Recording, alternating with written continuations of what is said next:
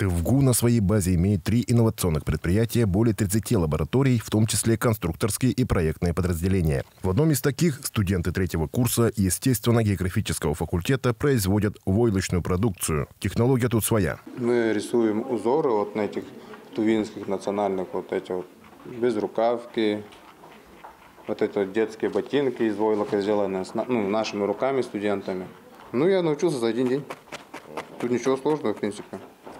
Сидишь, втыкаешь вот так. То есть ты можешь и там дома сделать, да? Да, его можно, в принципе, в домашних условиях сделать. Главное научиться вот именно валять, именно вот эти большие вот эти вот элементы одежды, вот именно вот без рукавки, вот именно пласты вот такие вот ткани. Этот проект был направлен на популяризацию среди населения Тувы старинного семейного ремесла по изготовлению изделий из войлока.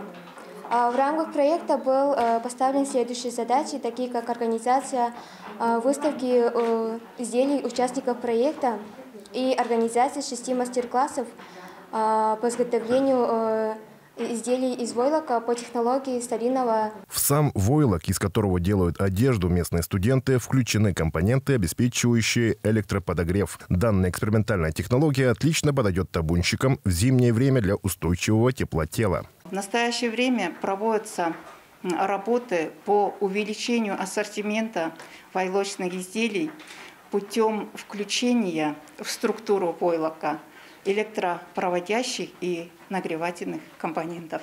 Начало года – это время, когда можно уже подводить, что было сделано за прошлый год. В прошедшем 2022 году университет работал именно в научно-исследовательской деятельности по приоритетным направлениям науки и технологий Российской Федерации. Прежде всего, это такие исследования, которые востребованы не только в нашей республике, но и в целом в России и за рубежом. Это первое исследование, которое проводит совместно с учеными Сибирского федерального университета и других, в коллаборации с другими университетами по изменению вообще климата Земли. Вот такие огромные исследования проводятся в нашем университете. Далее у нас традиционно наши ученые работают по грантам, то есть выигрывают гранты Российского научного фонда по изучению традиционной тувинской культуры. К другим приоритетным направлениям развития университета можно отнести развитие племенного дела, работа по ведению 2-го издания Красной книги Тувы, создание карбонового полигона и на территории республики и проведение различных молодежных и образовательных форумов. Арес Мангуш, Шолбан Мангуш, Самдам Иргит, телеканал Тува 24.